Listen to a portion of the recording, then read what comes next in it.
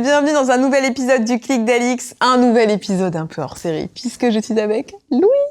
Bonjour. Comment ça va? Mais ça va super bien. Je suis trop contente d'être là. J'adore ta chaîne. Donc merci. Ça me fait très plaisir parce que pour ne rien vous cacher, Louis m'a dit qu'il connaissait déjà la chaîne et ça me rassure en fait parce que bon, je suis toujours un peu pas un peu stressée, mais c'est vrai que c'est chouette d'avoir quelqu'un qui connaît déjà le format.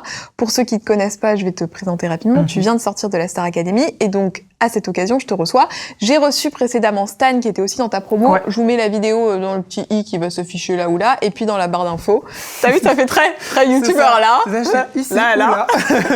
Et puis dans la barre d'infos si vous avez envie de la voir, puisque évidemment on va parler de ton parcours, mais aussi je vais te poser des petites questions un peu coulisses de la vie au château que j'ai pas forcément posé à Stan. Et dans les commentaires, il y a des gens qui m'ont dit t'avais pas demandé ça, donc ça tombe bien. J'en ai un deuxième juste pour là. Bon, pour qu'on rentre un peu dans le vif du sujet, j'aime bien faire de façon chronologique le portrait de mon invité. Et c'est vrai que toi, on t'a découvert dans la Star Academy, mais il y a tout ton backup d'avant qu'on n'a pas du tout. Et c'est ça qui est vraiment trop chouette, c'est qu'on va avoir le temps de parler de tout ça. Donc, première question, qui es-tu? D'où viens-tu? Je m'appelle Louis, j'ai 20 ans. Ouais. Je suis né à Villeneuve dans le Lot-et-Garonne. Donc vraiment, je suis de la campagne totale. Et du coup, j'ai grandi là-bas. J'ai fait toutes mes études là-bas. Et juste après, je suis partie à la fac à Bordeaux pour faire des études de psychologie. Et j'ai décidé d'arrêter parce que j'ai vu à la télé le casting de la Star Academy et je me suis dit, d'instinct, j'ai dit, je dois le faire. C'est pour moi, quoi. Voilà. Donc tu vivais plus chez tes parents là quand t'es partie à la Starac déjà? J'avais mon appartement à Bordeaux, mais je vivais quand même chez mes parents. Je retournais chaque semaine. Quand même, je suis très attachée à ma famille, donc. Tu sais, je suis convaincue. Moi, j'habite dans le même immeuble que ma mère, alors tu sais. Bon, je comprends. Je vais pas te juger ici. Hein. Bon, De qui est composée ta famille? T'as des frères et sœurs? J'ai mes parents et mon petit frère. J'ai un petit frère de 2 ans plus jeune. C'est important pour toi la famille? C'est très très important. Moi, je suis. On est vraiment hyper soudés depuis toujours. Et je pense aussi que mon cas particulier un peu dans le contexte d'où on était, etc., ça a aussi beaucoup soudé. C'est-à-dire j'ai toujours été assez différent des autres enfants, etc. Et il y avait une pression qui était mise un petit peu sur mes parents aussi, parce que beaucoup de remises en question de leur éducation. Et pourquoi? Parce que j'ai toujours été, assez féminin. J'ai toujours adoré chanter. J'adorais, je jouais au Barbie, j'avais que des copines, etc. En fait, t'étais de ce que la société considère, tu vois, comme féminin. C'est ça, c'est exactement ce que. Mais finalement, toi, t'aimais ce que t'aimais. Mais moi, j'étais épanouie comme jamais. Vraiment, j'étais trop bien. Je me sentais trop bien avec. J'ai jamais cherché à changer, en fait. Je suis toujours restée le même. Sauf que le contexte, de la campagne, de pas beaucoup de représentation, etc.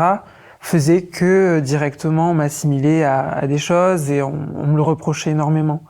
Donc on le reprochait surtout à mes parents parce que vu que j'étais jeune, c'était la faute de mes parents si j'étais comme ça, mon éducation, etc. Donc, voilà. Et tes parents, ils le vivaient comment ça? Est-ce qu'ils t'ont accompagné? Ils ont toujours été hyper présents, ouais. Donc dans l'affirmation de ce que tu voulais être et de ce que tu étais? C'est ça. Quand j'étais tout petit, j'ai voulu faire de la danse. Pendant 1 an, j'ai fait de la danse. Alors qu'ils en prenaient plein la figure des réflexions, j'ai quand même fait de la danse pendant 1 an.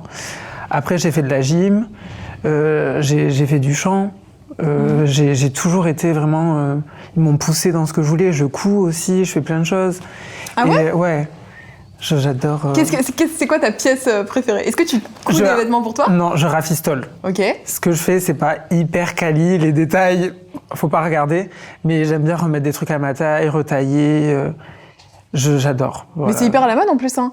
On en parlait tout à l'heure des nanas sur YouTube qui font un peu des fripes. On parlait de Romy Victory, de remettre les trucs au goût du jour et tout. Moi, je travaille avec Léa Camilleri qui, pareil, a un petit shop où elle fait beaucoup de vintage. C'est trop bien. Ouais. Et j'adore faire ça. Je suis pas dans la surconsommation, etc. J'aime bien faire attention à tous les petits trucs comme ça. Donc j'aime bien. Avec quel pilier t'as été éduquée dans ton éducation? Qu'est-ce que valorisaient tes parents? C'est ce qui m'a été reproché au début de la Starac, mon côté un peu naïf, mais moi je vis dans l'amour, dans le partage et dans le respect. C'est vraiment tout le temps comme ça. Faut respecter les autres, faut les aimer les traiter comme on a envie d'être traité en fait, d'aimer les gens, de pas faire du mal. Et c'est vraiment comme ça. À partir du moment où il y a de la discussion et de l'amour, ça va, ça roule. Oui, tu dis que ça t'a été reproché, mais j'ai aussi l'impression que, justement, c'est ce qui t'a beaucoup valorisé. Oui, au final... Tu vois ? Je sais qu'au premier Prime, parce que du coup, je suis allée voir sur Twitter. Ah là là là là, l'erreur du débutant. C'est ça, je suis un peu bête, voilà. Non, mais c'est normal. Et c'est, je pense, normal et sain de vouloir savoir ce qui s'est dit. Mais c'est vrai que bon, parfois, ça peut être un peu rude. Mais je l'ai super bien vécu. J'étais mort de rire, en fait. J'étais comme ça, Bah écoute, trop bien. C'est trop bizarre. J'ai réussi vraiment à mettre de la distance, alors que je pensais que ça allait être compliqué. Au final, à chaque fois que je vois des commentaires négatifs, je rigole. Vraiment, ça me fait rire. Bah, en vrai, trop bien que tu arrives à prendre de la hauteur par rapport à ça. Quand on critique ma voix, quand on critique mon physique, quand on critique mon comportement, ça me fait rire. C'est trop bizarre, mais... Mais tu sais, c'est peut-être parce que t'as confiance en toi et que tu sais ce que tu es, non ? Pas trop ? Non, j'ai pas du tout confiance en moi. J'ai beaucoup de mal avec mon image, etc. Là, déjà, devoir gérer les réseaux sociaux et tout, j'ai du mal parce que je suis pas confortable à me voir... Sur mon téléphone, ça me met mal à l'aise, en fait. Je me trouve pas beau, je sais que ça fait pique-me, mais je me trouve pas du tout beau, je suis très complexée de plein de choses et du coup, j'ai beaucoup de mal avec mon image. On a vu au premier débrief, je me suis vue, j'ai fondu en larmes, je me trouvais horrible, j'avais l'impression que j'étais une parodie. Je trouvais tragique, tout ce que j'étais, c'était tragique. Et donc voilà, j'ai beaucoup de mal avec ça, mais j'apprends à m'y faire un petit peu et les gens sont tellement bienveillants qu'au final, ça y va tout seul. Et puis il y a ton entourage aussi qui peut peut-être t'aider si justement t'as ta famille bien proche avec toi. Je pense que c'est important déjà dans la vie générale, entre guillemets, d'avoir un entourage sain et solide autour de soi, mais encore plus dans ce cas de figure où t'es d'un seul coup comme ça propulsé dans la vie médiatique. Non mais je suis d'accord, franchement, dès que j'ai un problème, je les appelle.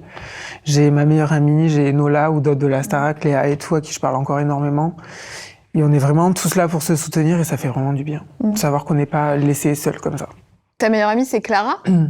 C'est pas ma meilleure amie. C'est ma meilleure amie. Après, ça fait un peu enfant de classer les gens, mais c'est une de mes grandes amies. Je chante avec elle depuis que j'ai 9 ans. Je crois qu'on a commencé ensemble à chanter. Donc ça aussi, c'est un énorme challenge de chanter seule. Parce que depuis toujours, je chantais avec elle et on se soutenait, on se supportait, et on s'appuyait aussi sur l'autre quand on avait peur. Et là, de m'assumer seule devant un public, c'était compliqué, c'était aussi un énorme challenge. Et vraiment, je suis trop contente en plus qu'elle soit venue sur scène avec moi. Donc, je sais que vous chantiez ensemble depuis que t'as 9 ans. Et tu sais que j'ai même une petite vidéo de toi à 9 ans en train de chanter. Vraiment ? Oui. C'est trop bien. C'est mes parents ? Non. C'est qui ? C'est Clara. Ah, bichette. Regarde. Alors. Je te montre. J'ai hâte. Je te montre. Je suis hyper excitée.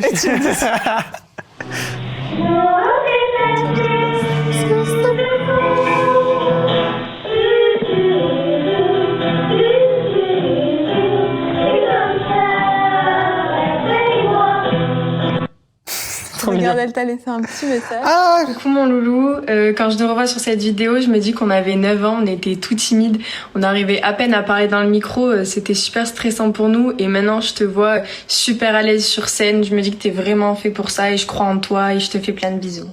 Ouais, elle est trop mignonne, elle est trop belle, elle est trop gentille, elle est adorable, je suis trop content, ça fait...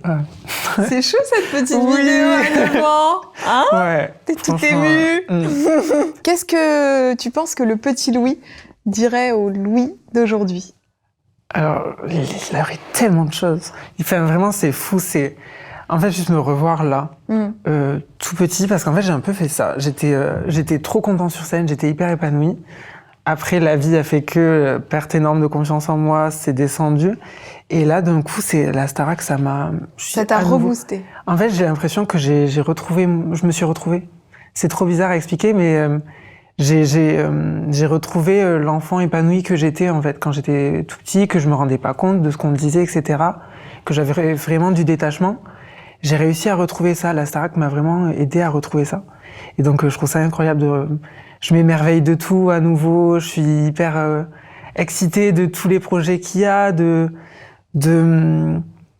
je sais pas comment expliquer vraiment. J'ai tellement d'amour et de passion pour tout ce qui s'est passé là que je suis hyper épanouie et je suis hyper touchée de retrouver celui que j'étais petit, quoi. À quel moment il y a eu la petite bascule de l'enfant très épanoui à cette période de down pour remonter ? Qu'est-ce qui a cassé? Est-ce que tu as le souvenir d'un moment, d'une phrase, d'une situation? Je pense qu'il y a eu CM2 collège. Le collège, CM2, il y a eu des trucs, bref. Et collège, j'ai eu un harcèlement assez lourd qui a commencé vraiment parce qu'il y avait beaucoup plus de gens. Harcèlement à l'école? Ouais, scolaire. C'était assez lourd, intimidation, insultes, etc. Ça pendant à peu près tout le lycée. Après, Ah, ça a duré longtemps parce que souvent, au lycée, après, il n'y a pas de cas général, mais dans la majorité des cas, ça se calme un peu au lycée parce que les gens deviennent un peu plus adultes et se rendent compte que... Mais toi, t'as vraiment traîné ça collège et lycée? École, collège, lycée. École, c'était très... En fait, c'était surtout autour et des enfants qui commencent à faire des remarques, etc. Mais il y avait la naïveté qui faisait qu'il n'y a pas la méchanceté directe. C'est quoi? C'est des remarques parce qu'on considérait que tu étais trop efféminé? Oui, ouais. D'accord. Et donc les enfants s'interrogeaient parce qu'ils n'avaient pas conscience, c'était la différence qui les heurtait peut-être? C'est ça, un petit peu me mettre de côté, etc. Sur plein de choses, voilà. Après collège, du coup, il y a les gros mots qui sont arrivés, les insultes plus violentes, plus virulentes en tout cas. Et après lycée, il y a eu un seuil encore supérieur qui est arrivé en seconde, où ça a été très très compliqué pour moi, vraiment. Après, il y a ce truc tout bête, je suis passée en littéraire, et en fait j'étais dans une classe que de filles. Et du coup j'étais un petit peu coupée de tout ça, on était qu'entre nous, qu'entre potes, hyper bienveillants. Vu qu'en plus je suis de la campagne, on était 10. On était une classe de 10. Voilà. Après, il y a 2 garçons qui sont arrivés en cours de route, mais on était un groupe super bienveillant qui s'entraidait énormément. Et du coup, j'ai commencé un petit peu à m'épanouir. Et après, quand je suis partie à la fac, là, j'ai retrouvé plein de gens qui étaient dans les mêmes, qui avaient les mêmes, centres d'intérêt. Centres d'intérêt, c'est ça. Qui avaient les mêmes valeurs que moi, etc. Et au final, on s'est tous un peu retrouvés, on s'est soutenus et ça s'est super bien passé. Même si, au début, il y a aussi eu la pandémie, du coup, ça a aussi mis une claque. Oui, c'est vrai que toi, t'es de cette époque-là. Au début de tes études, t'as eu la pandémie. C'est ça. Tu l'as bien vécu, l'isolement? Ça a été compliqué. Tu l'as fait où? Je l'ai fait chez mes parents. Ouais. Donc, voilà. Bon, quand même en famille, pas tout seul, quoi. Mais pas évident non plus d'être en famille, forcément. Un peu en phase de divorce, donc c'était un peu compliqué aussi. Ouais. Mais voilà, quoi, ça c'est quand même... C'était compliqué émotionnellement. De toute façon, c'est une période qui était horrible pour tout le monde, hein, parce que quand même beaucoup d'incertitudes aussi sur la suite. Bon, et alors passons un peu aux choses un peu plus réjouissantes. Donc se passe le confinement, là t'es chez tes parents, et puis tu reprends un peu tes études pour être psy. C'était un truc que t'avais profondément envie de faire, ou tu as pris cette voie parce que, bon, il fallait rassurer les parents sur les études, mais toi, tu voulais être artiste au fond. C'est ça. Moi, depuis tout petit, je veux chanter. Je veux chanter, je veux être sur scène. J'adore ça. C'est même la globalité, me dire que je peux chanter, danser, que je peux aussi proposer un vrai tableau avec plein des danseurs. J'adore. Enfin, tout le côté artistique. On l'a vu dans Born This Way, c'est incroyable les tableaux. J'adore vraiment la globalité de faire un truc spectaculaire. J'adore. Et du coup, j'ai toujours eu cette idée, j'ai toujours dit à ma mère, et ça l'a fait rire depuis tout petit, je dis, quand je serai connue, quand je chanterai, quand je serai sur scène, ça a jamais été... j'ai toujours dit ça un petit peu en rigolant. Ah oui, tu l'avais au fond de toi, mais tu te voyais pas autrement. Je sais pas comment expliquer, je l'ai toujours su. Et ça peut être hyper prétentieux, mais pareil, quand j'étais pris à la Starac, j'ai eu plein de moments de doute, mais quand je me suis inscrit, je me disais... Enfin, pour expliquer l'histoire, en fait. Vas-y. J'adore voilà. Les coulisses. J'ai commencé à chanter grâce à la Star Ac. Parce que ma nounou regardait les quotidiennes de la Star Academy pendant qu'elle préparait le repas. Et du coup, moi, j'avais la musique de l'hymne, à l'époque, c'était Laissez-moi danser, qui tournait en boucle dans mes oreilles. J'avais 2-3 ans. Et le soir, quand je rentrais à la maison, j'avais appris l'hymne, en fait. Et je le chantais à ma mère. Et c'est comme ça que j'ai commencé à chanter, alors que je parlais à peine et que j'ai commencé comme ça. Et après, je chantais tout le temps. Ma mère m'a dit, bon, ok, tu chantes, mais tu chantes mal. Tu vas aller prendre des cours. Tu vas prendre des cours. Et du coup, je me suis inscrite avec ma copine Clara. Et après, on a pris les cours. Vous avez fait ce petit duo, là? C'est ça. Pendant des années. On a fait des petits trucs dans notre département pour des petites assos, etc. Vraiment, on s'est amusé. On n'a jamais fait de vraies scènes. Et on a été plus ou moins, on aurait pu faire d'autres émissions comme The Voice, etc. Mais moi, je me suis jamais sentie de faire la télé. En fait, ça m'a toujours fait très peur. Mais tu t'es quand même embarqué dans un sacré truc, hein. C'est ça, mais... The Voice et tout. On t'avait contacté pour participer à ça? Non, jamais, mais il y avait déjà des gens qui me disaient oui, ça serait très intéressant. Des gens pas très haut placés, mais qui commençaient à me dire mais viens au casting, ta voix est intéressante, ton profil est intéressant, tu devrais venir, etc. Et moi, je le sentais pas forcément parce qu'il y avait une dimension un peu de l'humain aussi, je pense, qui me manquait. Et du coup, le 3 mai, date de mon anniversaire, oui. les ouvertures des... Ouverture des castings. Alors, tu le vois où, ça? C'est sur Insta que tu l'as vu, sur les réseaux? J'ai vu la publicité à la télévision. Okay. Donc, le lendemain, je crois, ou le surlendemain, j'ai vu la publicité. Et je me suis levée. Ma mère était dans la cuisine, elle est venue. On s'est recroisés comme ça, on s'est regardés, on a dit, je le fais. Et ça s'est vraiment passé comme ça. Instantanément, on a su que j'allais le faire. Et du coup, on a fait toutes les démarches la nuit, jusqu'à je sais pas quelle heure. Quelles sont les photos qu'il faut que j'envoie? Quelles sont les vidéos qu'il faut que j'envoie? Parce qu'attends, il faut envoyer quoi pour le casting? Nous, on avait une photo portrait, ouais. Une photo lifestyle, quoi. Entier, de plein pied, ouais. C'est ça que je cherchais.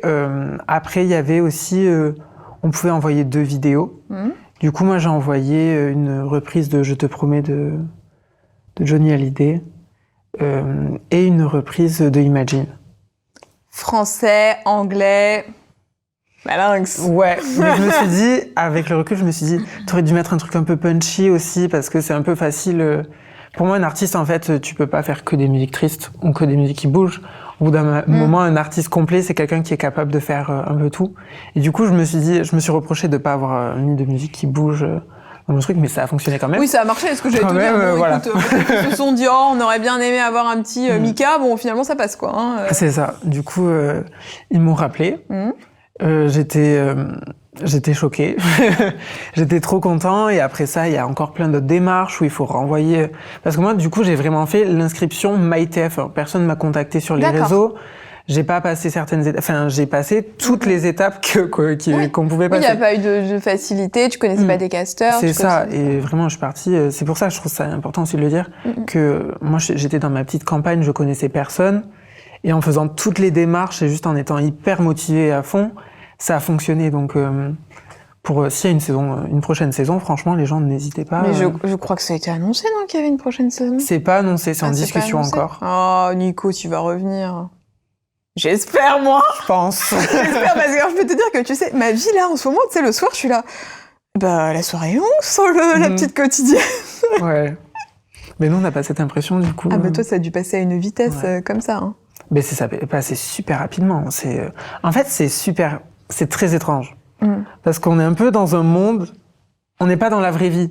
On a l'impression de vivre, là, j'ai l'impression que j'ai vécu une année avec eux. Mais quand on était dedans, tout était hyper rapide, en fait. On était tout en train de bosser dans tous les sens, etc. Du coup, tout était super rapide. Et on voyait rien passer, en fait. C'était, je sais pas comment expliquer. Mais puis comme t'as le prime qui arrive, il faut vite rebosser. Enfin, ça s'enchaîne tellement. C'est ça, ça s'est enchaîné super vite. Et il y a machin qui est parti, on est tous hyper tristes. Moi, j'étais en PLS à chaque fois. Et en fait, on te dit, oui, mais tu dois préparer ton évaluation. Donc, tu peux pas être triste. Et directement, on doit se remettre à fond. Et après, une fois que l'évaluation est terminée, on t'annonce que moi, du coup, j'ai jamais été nommée. Heureusement, mais directement on doit travailler sur l'évaluation, etc. Sur le prime. Sur le prime, ouais. Et on doit tout enchaîner comme ça en permanence. Il y a les masterclass, il y a les cours, et au final on est toujours pris en fait. On est toujours pris dans quelque chose, et du coup c'est hyper, on apprend beaucoup d'une manière hyper condensée, et c'est génial. Mais du coup, c'est très rapide. On voit pas les choses passer. Et puis il y a le côté un peu vie en communauté aussi. Est-ce que justement cet aspect presque télé-réalité de la Starac que n'ont pas d'autres télécrochets comme les The Voice par exemple, est-ce que ça t'a fait peur un peu au début ou pas? Mais c'est ce qui a fait aussi que je me suis dit pourquoi pas. C'est pas l'idée de on va me filmer en train de me brosser les dents, machin, ça. Ouais. J'avais un peu peur. Oui, mais tu vois justement, t'avais un peu peur parce que c'est vrai que mine de rien ça se relançait. Bon, au final, je trouve que ça a été très bien produit et que justement, il y avait un super casting. Enfin, vous étiez des gens auxquels on pouvait vraiment s'identifier. Donc ça, c'est cool, mais c'est vrai que toi, tu pars un peu à l'aveuglette, quoi, quand même. Hein. Ben, j'avais peur, j'avais très très peur. Je me disais, qu'est-ce qu'ils vont filmer, qu'est-ce qu'ils vont pas filmer. Enfin, ma vie, en fait. Qu'est-ce qu'ils vont prendre, qu'est-ce qu'ils vont laisser, qu'est-ce qu'ils vont me laisser, en fait, de ma vie. Et du coup, j'avais un peu peur de ça. Mais aussi, c'est ce qui m'a attiré parce que moi, ce que j'aime bien chez les artistes que je suis, c'est j'aime leur personnalité, j'aime ce qu'ils dégagent. Et du coup, je trouve ça super important de pouvoir créer un lien avec l'artiste et pas juste avec ses chansons. Donc, c'est aussi ce qui m'a plu dans l'émission. C'est il y a des gens qui vont pouvoir m'aimer ou ne pas m'aimer pour qui je suis réellement, en fait. Et pas juste s'attacher à mon image ou à mes chansons, en fait. C'est vraiment qui je suis dans le quotidien, dans la vie. Voilà. Oui, puis tu sais, il y a ce truc en tant que spectateur où tu suis la semaine, tu vois que oh non, il a été malade, est-ce qu'il va quand même réussir à chanter que t'as pas forcément quand tu regardes une autre émission comme The Voice où le gars arrive, il chante, bon bah très bien, il chante bien, mais t'as pas eu tout le truc de la semaine où t'as vu qu'il avait galéré sur l'apprentissage de sa musique et ça, c'est vrai, c'est ça qui crée du lien, je trouve. Ça qui est fort, quoi. Ouais, ça aide. Je pense que ça aide énormément à s'attacher aux gens, à se reconnaître aussi en eux. Et moi, c'est ce que j'ai vraiment aimé dans le truc. Raconte-moi une anecdote, un truc quand t'es arrivé au château que tu ne soupçonnais pas et que t'as découvert en faisant un peu de télé comme ça, tu vois, un truc un peu backstage que t'avais pas forcément idée avant de rentrer dans une émission. Pas du tout. Qu'est-ce que j'ai découvert ? En fait, moi, j'ai tout découvert. Je m'attendais à rien. Tu regardais pas trop d'émissions ? Les téléréalités, pas du tout. Pas du tout. Moi, c'est vraiment un truc... mes parents s'en sont rendus compte, ils m'ont dit ah ouais, Louis. C'est par exemple, je suis pas du tout à l'aise avec mon corps et je me déplaçais en caleçon à plein de moments dans le château. Ça, c'est vraiment hyper représentatif du fait que je ne me rendais pas compte qu'on était filmé. Je savais qu'il y avait les caméras, mais j'avais pas conscience qu'il y avait des gens qui nous regardaient. Et bref, c'est... Oui, parce qu'en fait, ce sont des caméras, ce qu'on disait dans l'interview de Stan, c'est des caméras qui sont au mur, c'est pas comme s'il y avait un cadreur derrière. C'est ça, il n'y a pas quelqu'un là, qui est en train de nous filmer avec la caméra. C'est la caméra te suit, en fait, et on vit notre vie. Et après, on découvre qu'on est filmé, en fait. Voilà, tout le temps. Donc ça, c'est surprenant. Après, qu'est-ce qu'il y a d'autre de surprenant ? Je sais pas. Les ITV, c'est spécial aussi, c'est un exercice un peu particulier parce les ITV dans l'émission, juste pour resituer pour les gens, c'est quand t'es un peu comme dans le confessionnal, on va dire, une petite pièce où tu racontes en fait ta journée, c'est ça ? C'est ça, on nous dit, est-ce que tu peux me reparler de ça ? Donc ça aussi c'est génial, ils nous disent pas quoi dire. Ils nous dirigent un petit peu pour replacer un peu dans les émotions dans lesquelles on était, dans le contexte global, mais ils nous laissent vraiment une liberté d'expression. Du coup, il nous dit juste, tu peux me reparler de quand Léa dit ça, qu'est-ce que t'as pensé ? Et je dis par exemple. Et ça, c'est un travail, c'est génial aussi de découvrir tout ce milieu-là et Articule Plus, mets mieux ton micro. Ça, pareil, le matin, souvent on oubliait de mettre les micros. Il y avait la voix qui nous disait les micros. Ah, vous aviez une petite voix dans la maison ? Ah, l'ancienne, ça me rappelle des souvenirs de Secret, ça. Ah, mais oui. ça faisait flipper, hein, parce que des fois, on était à moitié endormis, du coup, micro et... Qu'est-ce qui se passe ? Et le matin, quand tu te réveilles, il y a quelqu'un qui vient te réveiller ou c'est la maison qui se réveille et donc tu te réveilles ? C'est les lumières. Je sais pas si Stan en a parlé, parce que j'ai pas vu son interview encore. Non, il l'a pas dit. En fait, d'un coup, il y a parce que tout est très très éclairé. C'est des LED hyper puissantes, des LED de tournage surpuissantes, qui d'un coup s'allument comme ça. À 8h, tout s'allume. Du coup, on est ébloui. C'est particulier comme réveil, c'est agressif. Mais oui, au moins tu sais pas, c'est comme un réveil, quoi. Finalement, tu vois, quand t'as le réveil qui fait ding-ding dans les oreilles, quoi. On peut prendre un petit réveil qui fait un petit doux, un truc un peu doux, qui réveille doucement. Là, non, c'est la lumière, comme ça. C'est comme si on nous attrape, on nous secoue comme ça pour nous réveiller. Donc c'est assez violent, mais voilà. Ah oui, je me demandais s'il y avait des gens qui dormaient. J'avais eu cette question. On m'avait demandé s'il y avait des gens dans le château qui dormaient avec vous, des gens je sais pas, des nounous. Dans nos chambres et tout, pas du tout. Je pense qu'il y a il y a toujours la sécurité sur place, des pompiers, etc. C'est super bien encadré, on est super protégés, etc. Il y a beaucoup de gens de la prod qui dorment sur place, mais pas dans le château. En fait, on les croise vraiment très très peu. Juste pendant les heures CSA, les heures de pause, ils venaient nous remettre nos MP3 avec les nouvelles chansons, Ou Ah oui, parce que t'as pas accès à Internet, donc tes chansons, tu les c'est as ça. quand on ils viennent avait te des petits chercher. MP3 et ils nous mettaient les instrus dessus et les originaux. Les originales, non. Ouais, original. I. Les chansons d'origine. Les chansons d'origine. Et du coup, ouais, on avait tout ça et après on travaillait. Donc ils venaient vous Ouais. apporter les chansons, ils venaient Ouais. vous apporter quoi d'autre? Le Ben, linge, la lessive, Le ce genre de linge, trucs les médocs. Il y avait aussi le ménage qui était fait parce que voilà, on remercie les équipes de ménage parce qu'il y en a qui n'étaient pas très organisées et propres. Du coup, heureusement qu'ils étaient là. Toi, Donc, toi, tu devais être un peu clac, clac, clac, non? moi, j'aime bien que tout soit bien rangé. Je sais pas si vous avez remarqué, mon lit était toujours fait, tiré très très bien. Tout est rangé. Il y a des moments où je me laissais un peu aller. J'avais un manteau jeté. Allez. Voilà, Un c'est petit de la jeu. folie. Wouh, vraiment foufou. Mais ouais, j'aime bien que tout soit propre, rangé. Voilà. Et la cuisine, t'en faisais un peu? Parce que Stan m'a dit que c'était c'était les Tiana. candidats qui faisaient la cuisine. C'est Tiana qui faisait Tiana beaucoup de cuisine? cuisinait énormément le soir. Parce que le midi, on avait des repas qui nous étaient donnés. Mhm. Après, tout le monde n'aimait pas forcément ce qu'il y avait. Du coup, moi, je sais que je suis pas du tout compliquée pour la nourriture. Donc, il y a de la nourriture, je mange. Mhm. J'adore manger. Je pense que Léa et moi, on était ceux qui mangeaient le plus dans ce château.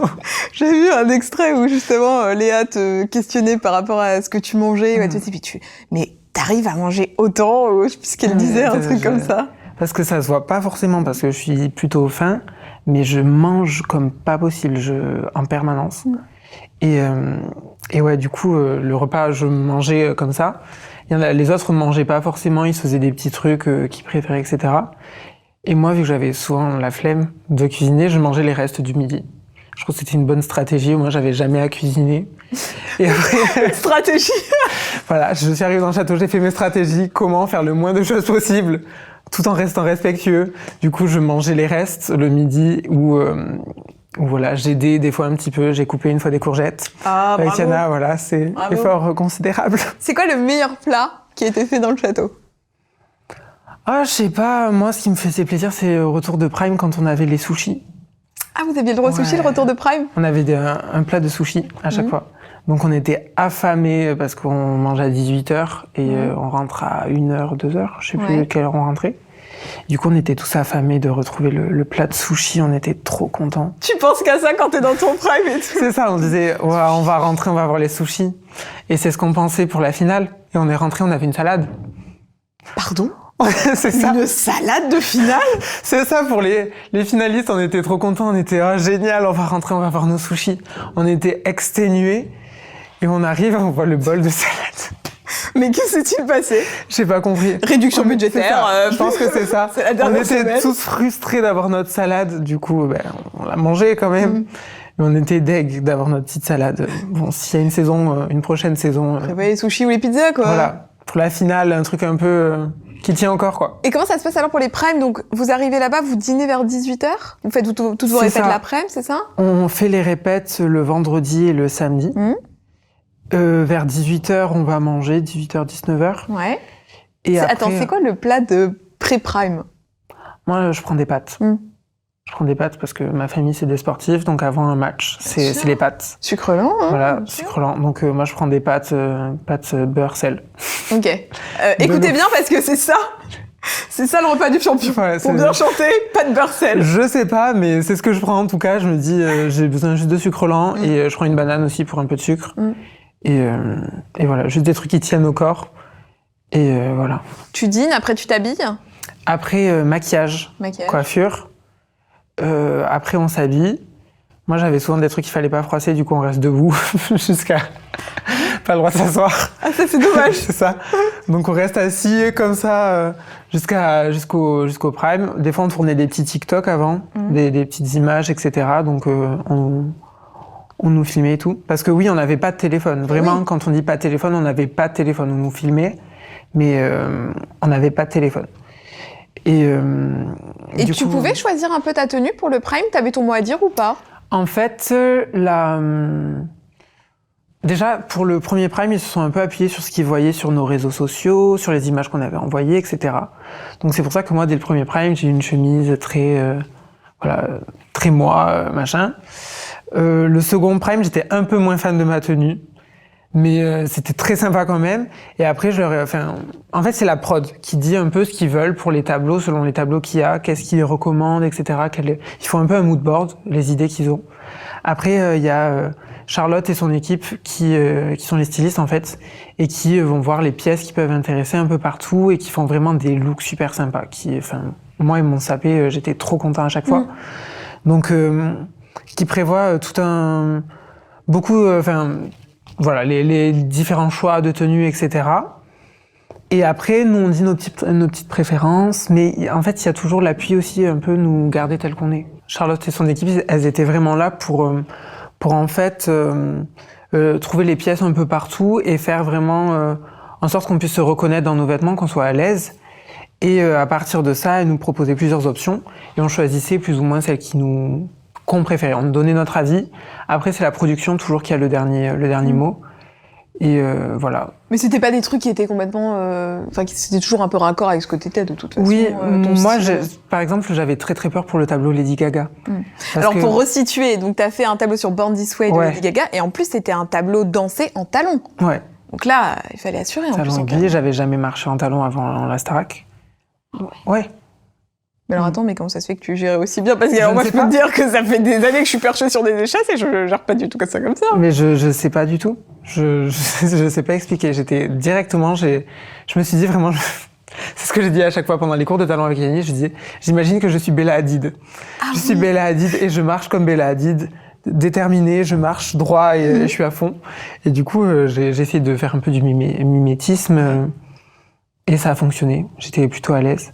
Et du coup, j'avais peur parce que c'est un tableau très Lady Gaga, etc. Je me suis dit, j'espère que je vais pas avoir une tenue trop excentrique, peut-être? Trop excentrique, parce que je sais que moi, j'ai un côté quand même assez réservé où j'adore les vêtements, j'adore la mode, etc. Mais j'ai quand même un côté un peu, un peu enfant où j'ai besoin d'être un peu contrôlée, un peu...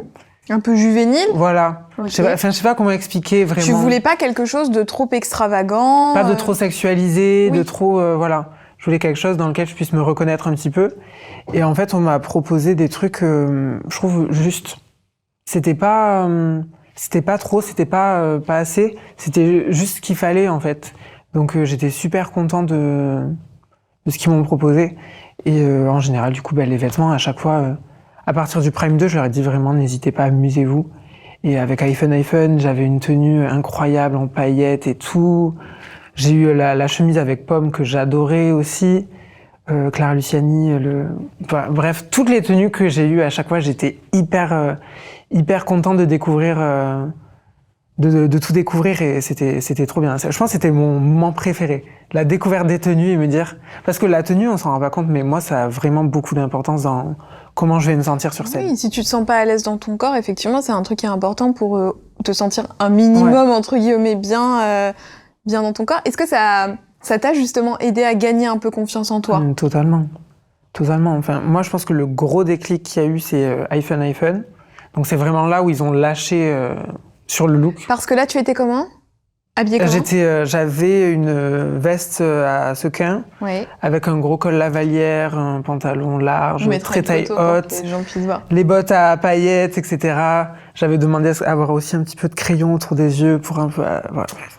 Il y avait une vibe Mozart l'opéra rock. Tatoue-moi sur tes seins, bien sûr. J'ai été au concert, moi. Monsieur. Mais j'aimais bien. Mais c'est super, voilà, ça. Quoi. Quelle belle époque. C'est ça. Donc j'aimais trop et ça m'a... Vraiment juste le tableau aussi de devoir sauter dans le public, etc. Oui, c'est vrai que t'as fait ça, toi. Je passe de... Je pleure tout le temps, je suis pas sûre de moi, etc. Je suis tout renfermée à... Bon, tu nous saoules, tu vas sauter dans le public. Donc c'était assez énorme pour moi de me dire oula, ça fait beaucoup d'un coup. Et en fait, heureusement qu'on m'a donné ce coup de pied-là parce que j'ai dû me surpasser et en fait, ça m'a aidé pour tout le reste. Enfin, ma mère m'a dit, c'est à partir de ce moment-là où j'ai cru en toi. Elle m'a dit... au début, ils pensaient ma famille sont très honnêtes. Ils m'ont dit, je pensais que psychologiquement, t'allais pas tenir. Elle m'a dit, psychologiquement, je pensais que t'allais pas tenir. Et à partir du moment où je t'ai vu capable de sauter dans le public et de faire le show comme t'as fait, j'ai compris en fait que t'irais loin. Et j'ai su en fait que ça allait rouler pour la suite. Donc... Mais tu sais, j'ai eu effectivement ce truc-là parce que je me souviens, je sais plus si je l'avais dit en story, je faisais des briefs, hein, vraiment, j'ai été premier degré sur Asterac, ou sur Twitter, je sais plus où, que justement, je craignais que la médiatisation et tout, tu vois, ce soit compliqué pour toi, tellement, tu vois, j'avais envie de te protéger, de te prendre dans mes bras, et moi, c'était surtout sur le tableau Born This Way. Quand je t'ai vu là, avec tes talons et tout, je me suis dit, mais ça, c'était une autre claque. Mais là... C'était fou. Enfin, moi, quand je l'ai préparé, j'avais très très peur. C'est effrayant parce qu'à chaque fois, moi, on m'a vraiment fait faire des tableaux qui me sortaient totalement de ma zone de confort. J'ai eu iPhone, je devais me surpasser. Born This Way, j'ai dû me surpasser. Céline Dion, c'est Céline Dion. J'avais une pression énorme. Même à la fin, ma finale, j'ai fait un truc chanté-parlé avec Christophe Maé où il faut une interprétation folle. J'ai eu à chaque fois des trucs très compliqués, des énormes challenges. Et du coup, Born This Way, pour retourner à Born This Way, je me foutais la pression de malade. Je me disais, comment tu vas faire pour chanter, danser, être charismatique, en talons aiguilles de 12 sur du plexi. Je me suis dit, Louis, ça va être compliqué, quoi. Et même, moi, je sais que les 2 nuits avant, je rêvais que le moment où la plateforme se lève, je glissais, je tombais de la plateforme. J'avais l'impression que j'allais tomber, que j'allais décéder sur scène, tel Dalida. Et mourir sur scène. C'est pour Enola, ça. C'est ça, petite référence à toi, Enola, on t'aime. Bisous. Donc, voilà, je me sentais trop mal, j'avais peur. Et en fait, j'étais trop content. Et surtout les lettres après que j'ai reçues, quand on a reçu les lettres juste après. Les lettres du public qui vous écrivaient. Parce que dans cette chanson, il y a quand même un message, Born This Way. Et c'est ce qu'a dit Yanis dans le Prime. Totalement, mais vraiment malgré moi. Parce que je suis rentrée, je me suis dit, bon, je vais vivre ma petite aventure dans le château, voilà, je vais me faire des copains, je vais chanter, ça sera sympa. Je me suis vraiment dit ça. Et au final, en fait... j'en ai pris conscience quand j'ai fait Born This Way. Le vendredi soir, quand on rentrait des répètes avec Enola, j'ai fondu en larmes et je me suis dit... parce que moi, j'ai un petit garçon en tête, en fait, que je connais. Et je me suis dit, il va voir ça. Un petit garçon dans ta famille, proche de toi ? Pas dans ma famille, c'était un élève de ma maman. Ouais. Et j'ai pensé à lui et je me suis dit, pour tous les petits garçons, en fait, je me reconnais énormément en lui, évidemment. Et je me dis, il va voir ça et c'est énorme. On est en prime sur TF1, à 21h, heure de grande écoute. Et il y a un garçon qui va chanter, danser en talons aiguilles, avec un corset, devant des millions de personnes. Et j'ai pris conscience de ça, j'ai pleuré. Je me suis dit... je me mettais la pression et je me disais, t'as pas le droit à l'erreur. T'as pas le droit à l'erreur, c'est tellement énorme la confiance qu'on te fait. Parce que je pense que c'est un énorme pari aussi pour TF1. On n'en parle pas, mais c'est un énorme pari de faire ça. C'est très risqué pour eux. Et ils m'ont fait confiance. Ils m'ont fait confiance, ils se sont dit, on croit assez en lui pour faire ça. Et je trouve ça incroyable. Je suis très, très reconnaissant. Et me dire que j'ai pu... voilà, vraiment, j'ai pensé, c'est ça, directement. Est-ce que tu as eu des nouvelles de ce petit garçon ? J'ai reçu une lettre quelques jours après de lui et j'ai pleuré, j'ai fondu en larmes. J'étais hyper heureux de me dire, il me soutient, il est à fond et je me disais, il a quelqu'un en qui il peut s'identifier un petit peu, même si on n'est pas exactement pareil, mais il peut se reconnaître sur certains points et ça va l'aider dans sa vie. Et après, dans les lettres aussi, j'ai reçu des gens plus âgés qui me disaient, je vois ça et je suis tellement fier pour la jeunesse et ils auraient aimé avoir ça à leur époque, quoi. J'étais super fier de porter ce message malgré moi. Parce que j'aurais pas voulu non plus m'imposer et dire je veux défendre ça. Et je suis content que juste quelqu'un de normal puisse porter des messages et servir à quelque chose. Parce que toi, c'est vrai que peut-être que tu t'identifies un petit peu à ce petit garçon en te disant qu'à son âge, toi, t'avais pas de repère, en fait. T'avais pas de figure à qui t'identifier. Moi, j'ai jamais vu ça à la télé. J'avais pas cette image-là, donc c'était plus compliqué. Après, je me dis, lui, maintenant, il sait à qui se référer. Il a son Louis. Voilà, il a son Louis. Après, j'ai pas la prétention non plus de dire que j'ai changé le monde du tout. Il y a encore énormément de travail à faire. Mais juste de montrer qu'on peut être soi-même. Qu'on peut être soi-même et que c'est OK. Oui, la sortie alors, parce qu'effectivement, là, tu sors, donc c'est Anisha qui gagne. Est-ce que quand tu étais dans le château, tu avais un peu une idée des tendances qui pouvaient se dégager ou pas du tout? J'avais, comment dire, déjà au tout départ, j'avais déjà fait mes pronostics. Donc je voyais Anisha et Nola en finale, je voyais d'autres noms, et moi je me voyais vraiment partir au tout début. Pour être honnête, voilà, je me disais, je vais pas tenir. Ils sont tous beaucoup plus forts que moi, dans leur tête, beaucoup plus ancrés, beaucoup plus. Ils sont à leur place, quoi. Alors que moi, ils ont tous dit ça. Au début, je m'excusais d'être là et je comprenais pas en fait. J'étais perdue et je comprenais pas. Et au fur et à mesure, j'ai fait ma place. Et au début, je pensais partir et du coup, j'ai fait mes pronostics. Je voyais vraiment Anisha et Nola. Du coup, j'étais pas du tout surpris de les rejoindre, enfin de les voir en finale avec moi. J'étais trop content aussi d'être avec Léa parce que Léa, elle a une image compliquée, mais vraiment, elle est incroyable. Elle a beaucoup de second degré et elle est très très drôle et elle est adorable. Elle est, je sais pas comment expliquer. Elle est, en fait, elle est très très humaine. Elle a ce côté un peu froid, un peu diva que plein de gens trouvent ça, mais en fait, elle est très très humaine et elle est vraiment là pour nous. Donc voilà. Et mes pronostics, c'était Anisha et Nola. Moi, dès le départ, c'était Anisha pour moi qui allait gagner. C'est pour ça que j'étais pas super surpris en finale. Oui. Et mais je pensais qu'Enola aussi était de très très près. Du coup, c'est pour ça que je suis allée consoler Enola parce que c'était ma grande copine quand même. Oui. Et on était tellement heureux aussi pour Anisha. C'était incroyable. Enfin, on a vécu tout ce temps. C'est ça. On a vécu tout ce temps. Enfin, surtout, je pense que les 4 de la fin, on a vécu 6 semaines ensemble. On s'entend super bien avec tout le monde. Mais les 4, on a quand même vécu toute l'aventure ensemble, en fait. Et du coup, même si Anisha est un peu plus solitaire, parce que c'est dans son caractère, en fait, on l'aime. Elle fait partie de la famille.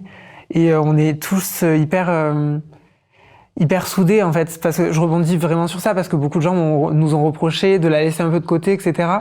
Mais en fait, c'était pas du tout volontaire. Et c'était juste que j'ai sauté sur Enola, parce que c'est ma giga copine. Et que moi, en off, j'ai beaucoup parlé avec Anisha. Je suis tellement content pour elle. Je lui ai envoyé plein de messages, on parle encore. Et en fait, on est tous, en fait, on soutient de ouf. Et on est vraiment à fond les uns derrière les autres. Et ça, c'est super.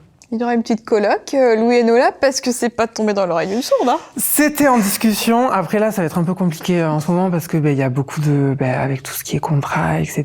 On a déjà énormément à gérer. En plus, recherche d'appartement, négociation, etc. Quel est votre CV? Sortie de Starac. C'est ça. On n'a pas de salaire encore actuellement, hein, donc c'est un peu compliqué. Donc on sait pas. Peut-être plus tard. C'est pas une, enfin. C'est pas un nom. C'est pas un nom. Mais c'est pas prévu là. Mais tout de c'est suite. pas prévu pour de suite. Voilà. Alors, il faut rassurer les gens parce que ça, je pense que tu vois, c'est une question qui se pose. Ils attendent, ils sont là comme ça. 1er janvier. Mais rassurez-vous, je squattais chez elle avant-hier, j'ai dormi chez elle, voilà. Voilà, on est quand même très très amis et voilà. Donc là, on arrive fin du prime. Qu'est-ce qui se passe? Tu revois ta famille, tu récupères ton téléphone. Est-ce que tu peux me raconter? Pas le téléphone de suite, mais du coup, on descend.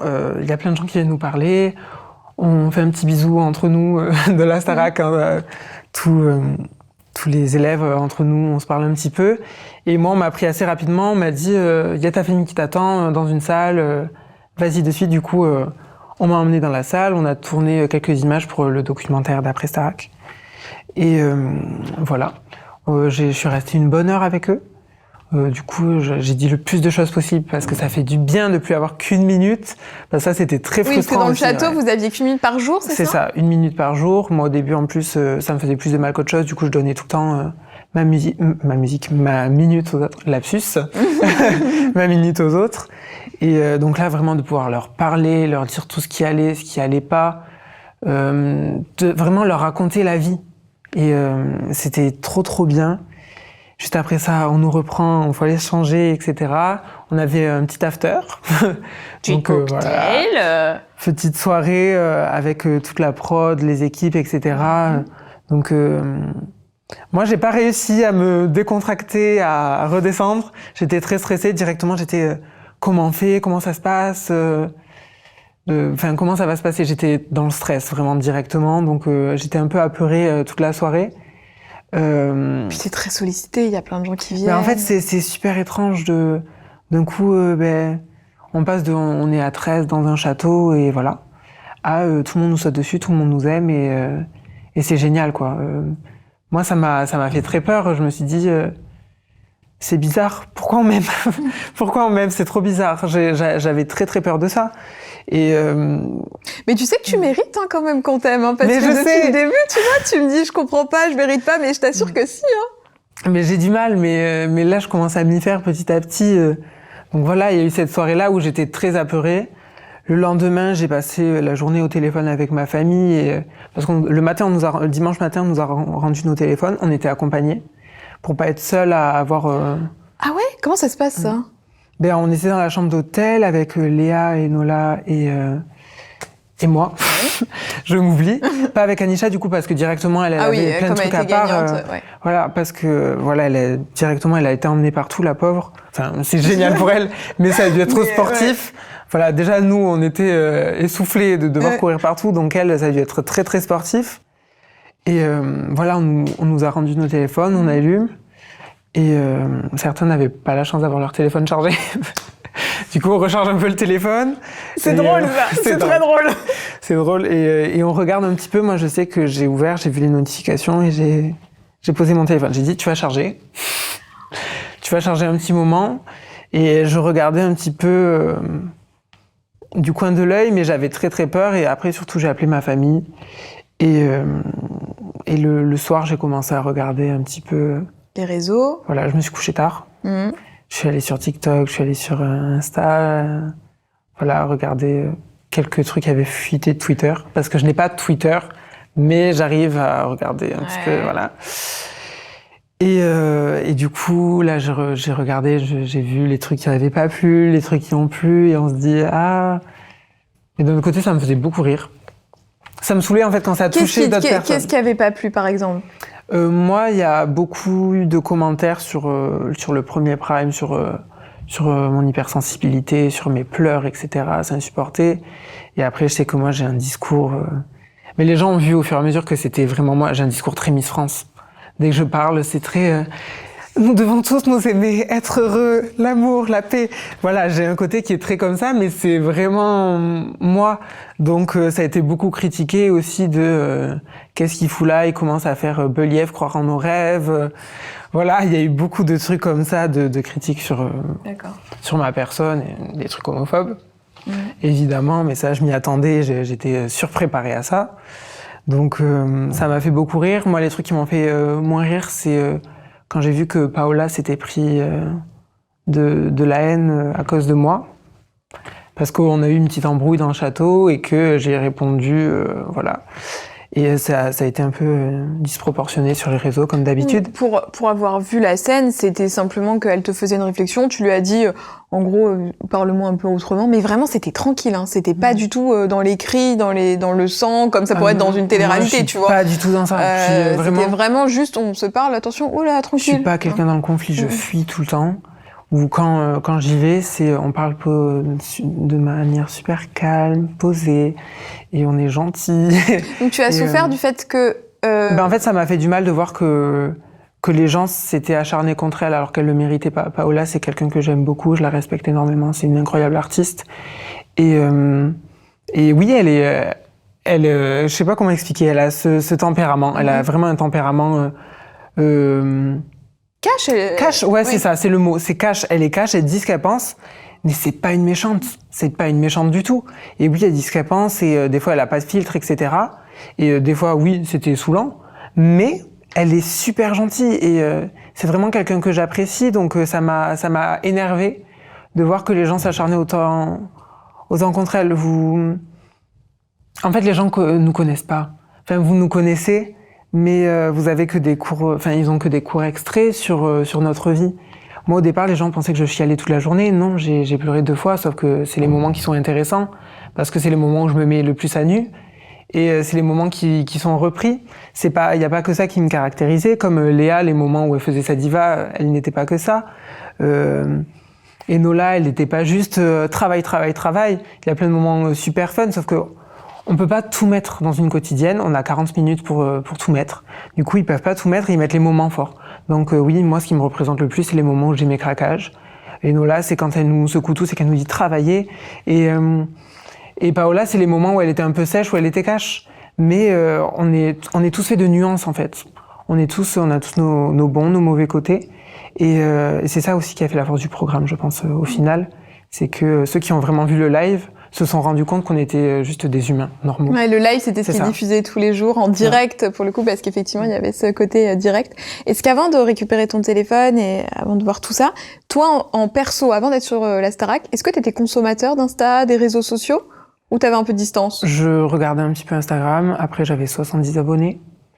Mais ça, tu vois, ça peut rien dire. Tu peux avoir 70 abonnés, il y a je tous parle les jours. je parle en général. En général, les gens de mon âge, ils ont, normalement, ils ont les 100 largement. Sauf que moi, j'ai toujours été, j'ai déjà fait des longues pauses où pendant 1 an, je touche pas aux réseaux sociaux. J'ai jamais été accro, en fait. Je regardais un petit peu, je suivais certaines personnes, etc. Mais j'ai jamais été accro aux réseaux sociaux.